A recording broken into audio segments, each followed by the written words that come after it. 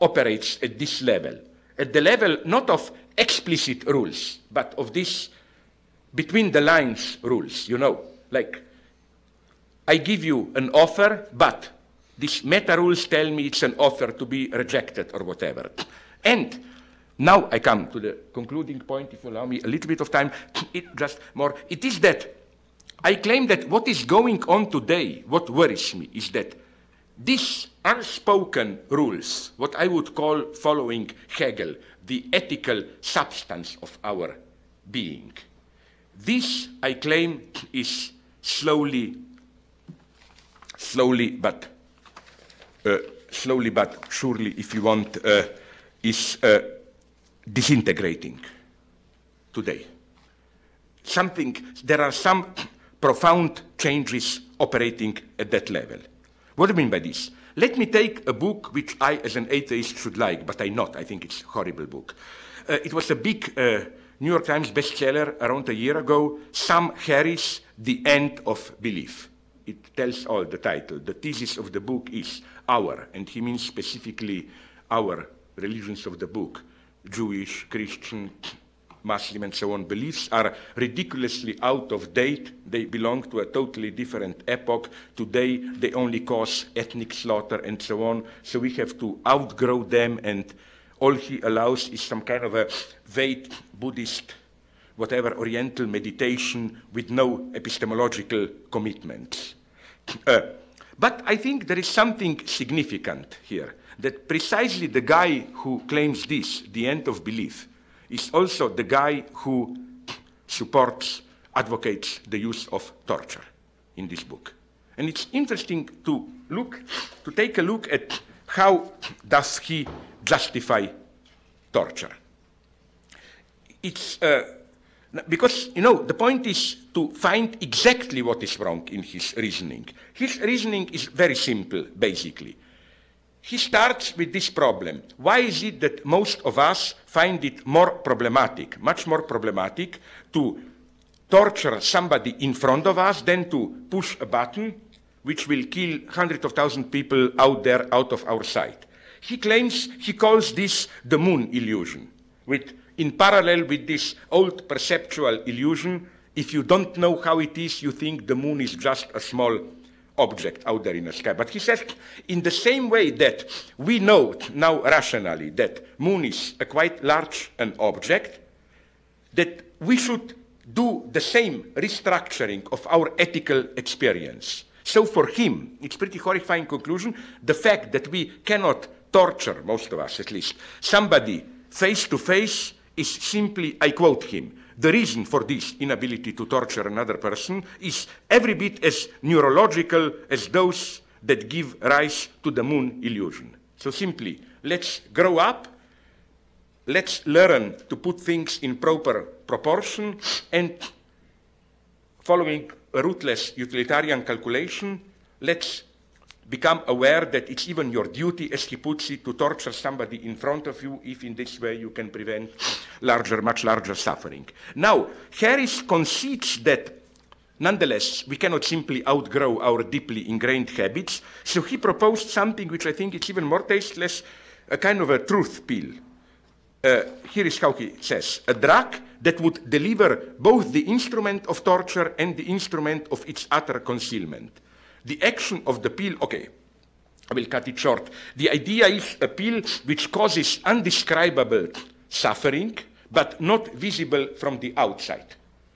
You have a terrorist, instead of torturing him there, which would make you feel bad, you give him the pill, and the suspected terrorist, just seems to take a half an hour nap, but then he awakens and, I confess everything you want, no?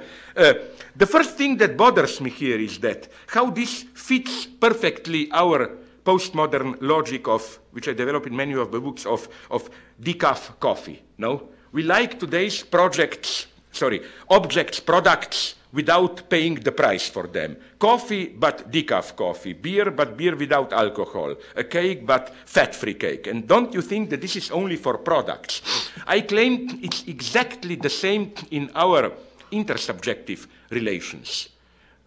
Colin Powell theory of war.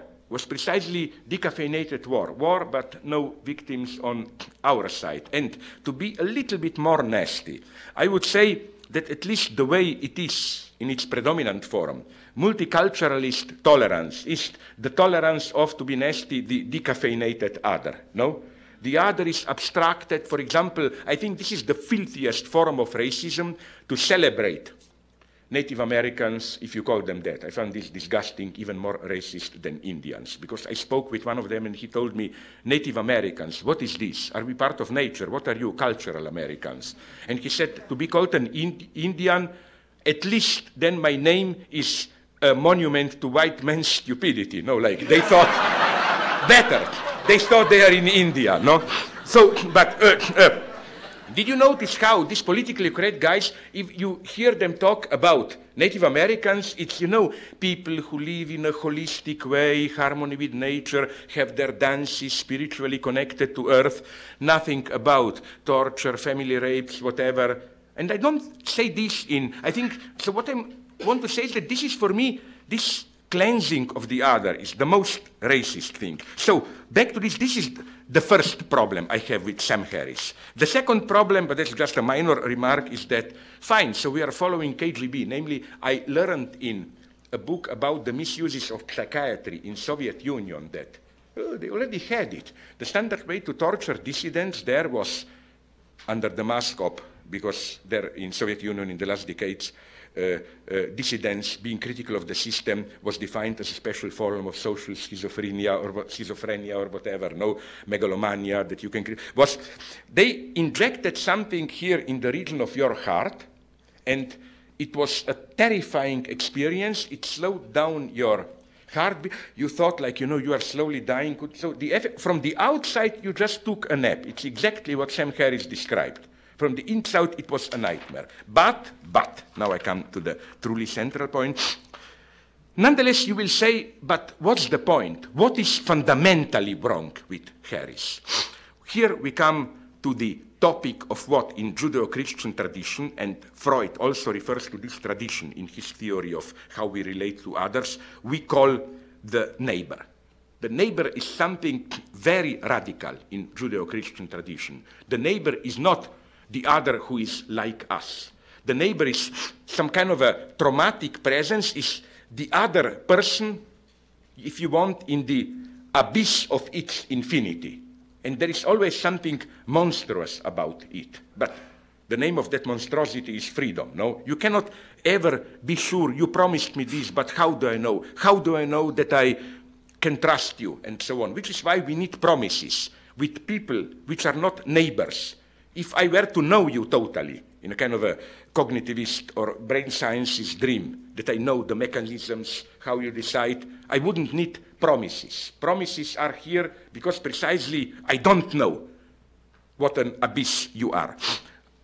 And I think we should be very careful here not to, how should I put it, not to idealize the notion of the neighbor. There is something irreducibly traumatic in the notion of the neighbor, which is why a little lesson in theology.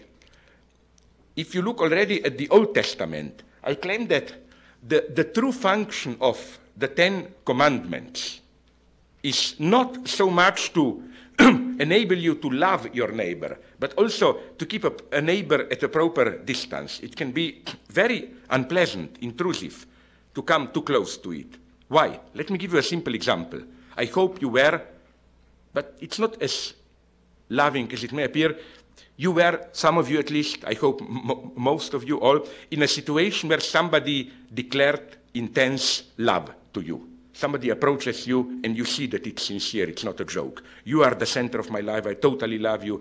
Admit it, if you are honest, that maybe you enjoyed it, but for a split of a second at least, you were horrified. I mean, it's something horrifying to be in such an intense way the focus of all desires of another person. Which is why, do you know that William Butler Yeats' famous poem, like, you walk, be careful how you walk because you are walking in my dreams. It's horrible to be somebody who, as a real person, walks in a dreams of another person. It's a very claustrophobic experience. So again, this topic of neighbor is crucial, abyssal topic. I even claim that we are basically, our basic fear is fear of the neighbor, and all racisms play upon this abyss of the other. And that's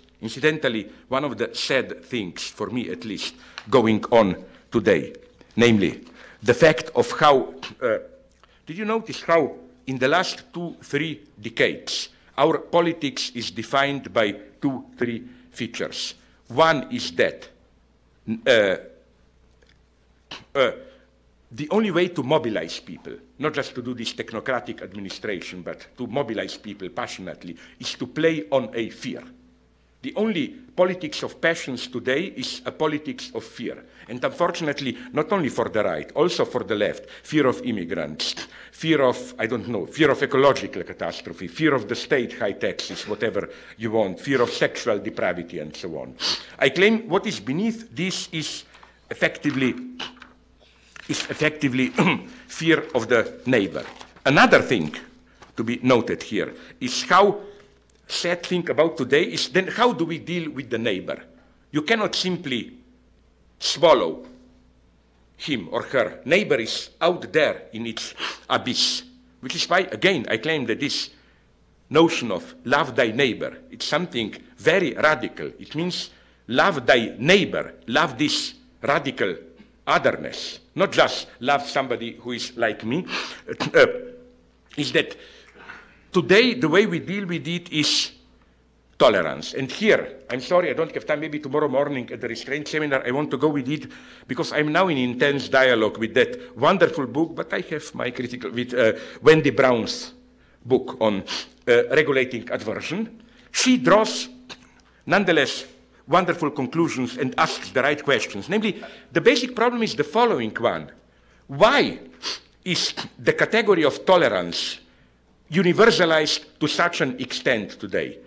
Did you notice how problems which 20, 30, 40 years ago were perceived not as problems of intolerance, but problems of injustice, inequality, and so on, are today rephrased as problems of tolerance?